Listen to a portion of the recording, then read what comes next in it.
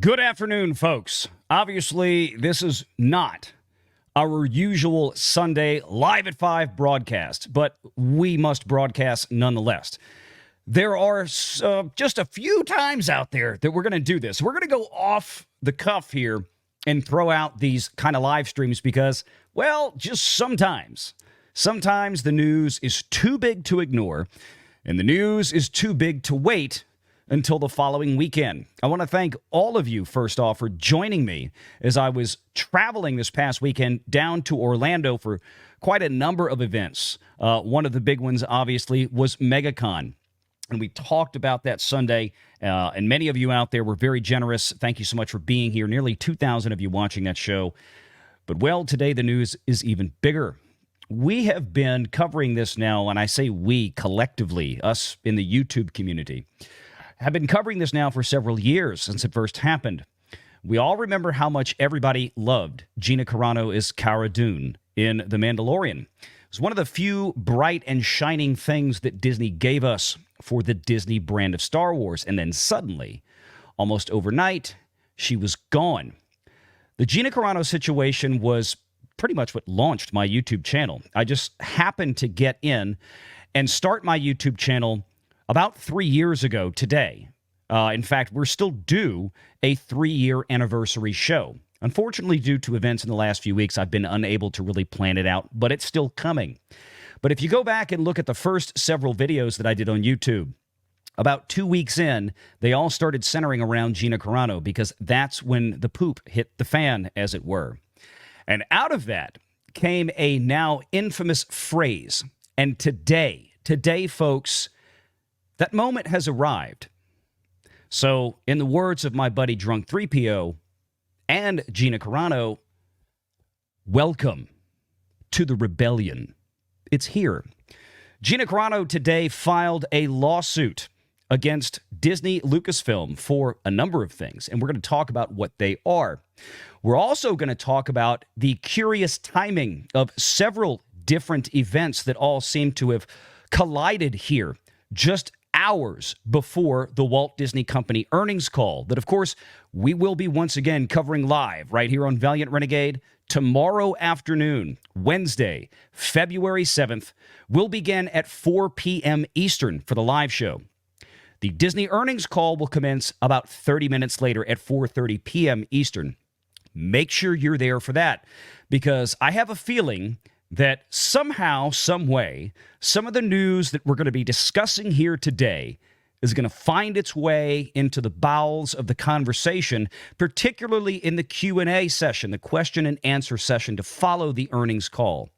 Don't expect Bob Iger tomorrow as he's sweating bullets to try to address this during the scripted portion, but there might just be somebody who's heady enough during the Q&A session to bring it up.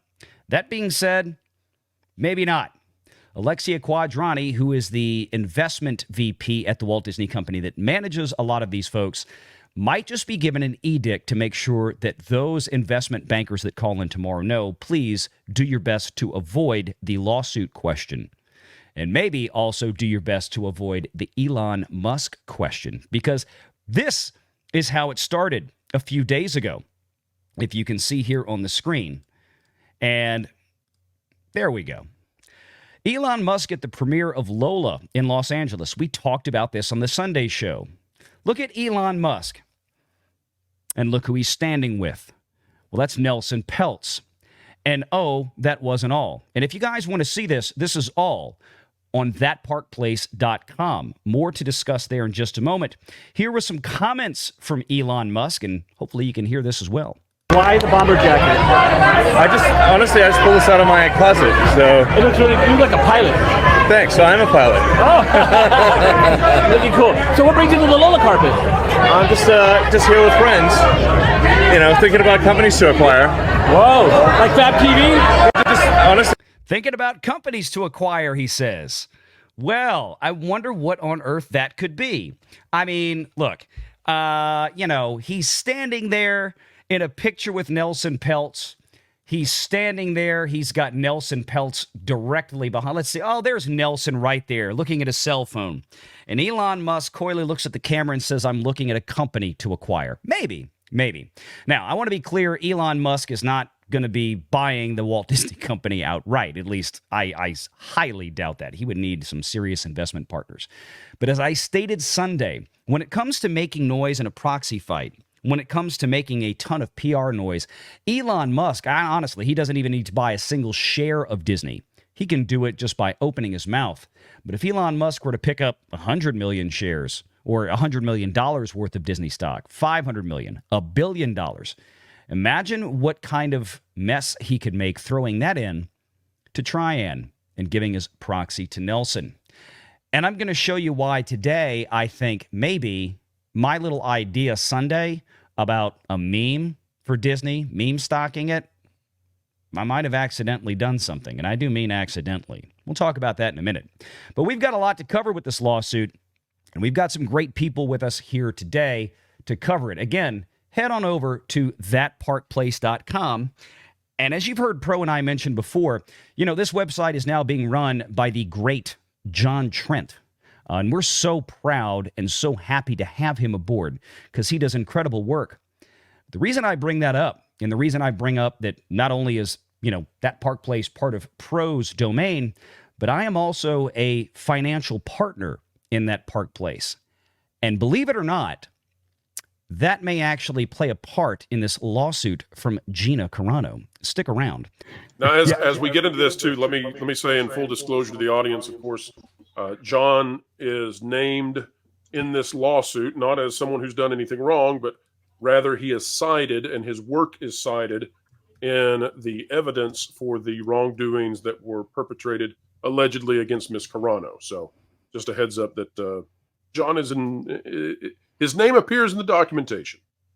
Good job, John. It does. Twice, I think. Yes, it does. And that was one of the things that I guess since you brought that up, we need to address because, yes, actually in the lawsuit that was filed by Miss Carano today in court, John Trent's named as a corroborating source. We'll talk about that. And again, full disclosure, obviously that Park Place, John Trent, Pro connected. I'm a financial backer of that Park Place, so we need to put that out there just for... We timed all this on purpose, by the way. Valiant became a contributor just at the moment we knew this was going to happen. So. Right, just because I needed something else to deal with. That's right. Yeah, exactly.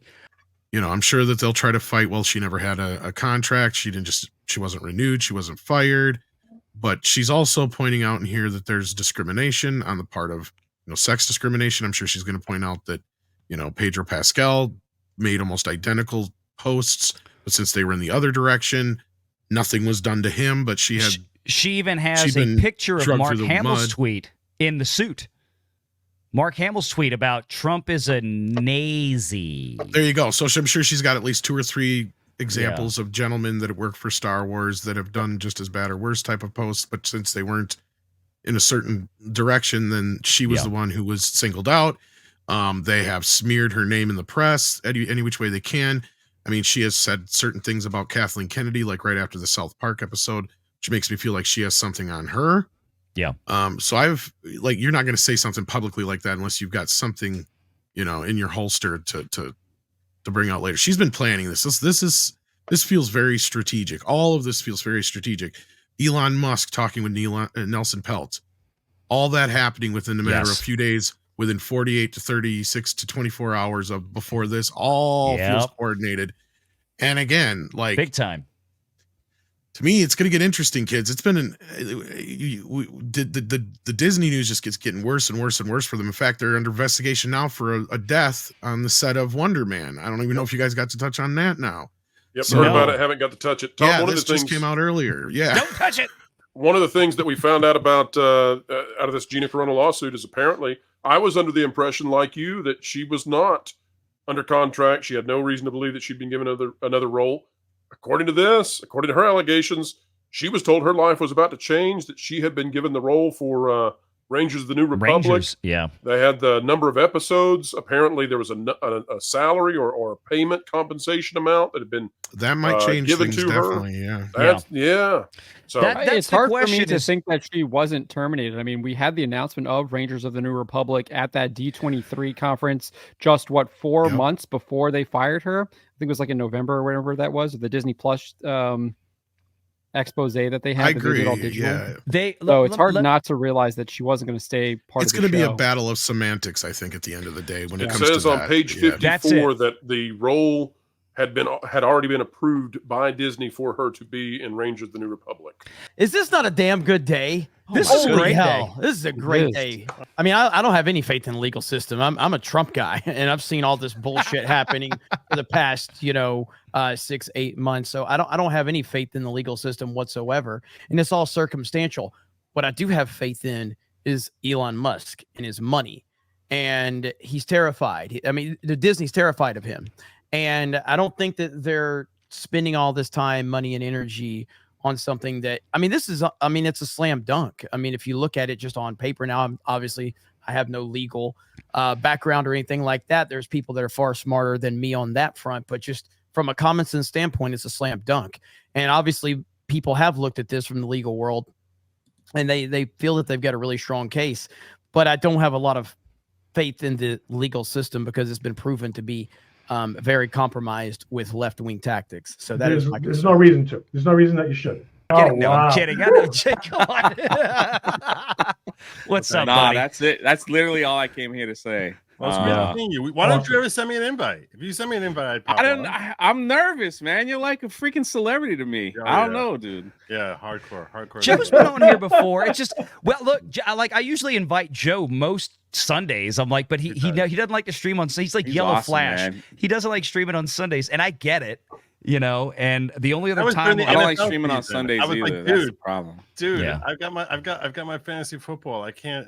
I got fantasy too. I have my church. thing is that's the my only excuse, right, John? We have church That's a good On excuse. Sundays, yes. That's why I do it in the afternoon. It's the only Hey, afternoon I just that want I to can say commit something to real it. quick. Yeah. I got to hang out with Valiant Renegade for like 5 days. The guy like wandered around. He looked like a lost dad. He always had a beer in his hand. Freaking wore a vest every single day. The dude had a freaking vest on, like Marty Florida, McFly. it rains a lot there. It was He wants to make sure freaking he's not going to awesome, drown. dude. Yeah. You could see Valiant and smell it 10 miles away. He was freaking awesome. I He's love a hanging out hardcore with him. Cologne guy, right? you forgot to tell me. He's a hardcore Cologne guy. Heavy. No, wait, Jay, you got to tell him what did you tell me that I spelled like? What did you say? Success, man. You smell like success. I thought it wasn't king cakes and glitter. Yeah. King cakes and glitter. It's hey, no, seriously. Yeah, everyone needs to be talking about this. Put some pressure there on Disney.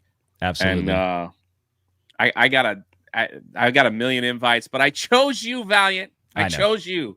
I love you. Just for a second. I love you guys. Keep doing up all the good work that you guys always do. Welcome to the rebellion, baby. Yeah. Take There he care. goes. Just walking away. I have to point it out. Of course, Disney has been starved for making this into a girls' brand, Star Wars, and they stumbled into Baby Yoda, and they got this amazing female character with Cara Dune, and that's a female character that my wife liked the show because of Cara Dune. My daughter liked it because of Baby Yoda, and I liked it because of the Mandalorian. And all that. I didn't mind Cara Dune. I'll say that too. But they're trying to build a female audience here, and they fall all over themselves to make sure they destroy it. It's classic modern Disney that they clutch defeat out of the jaws of victory every single time. Great job, Disney. You wanted your Harry Potter response? Well, you just destroyed one of your best female characters in years. It's an interesting thing when you talk about like a certain segment being silenced, and I mean what you see is a really interesting thing where people on the other side of the political aisle seem to take great pleasure in seeing the silencing and seeing them being clamped down, seeing the Gina Caranos of the world being silenced. And I think what they miss is this: the people who are harmed most by Gina Carano being silenced in the long term are actually the people who are on the left side of the aisle. They're the ones who haven't yet awoken to how the elitists can't stand us, how they are constantly starving and finding ways to amass greater influence, greater power.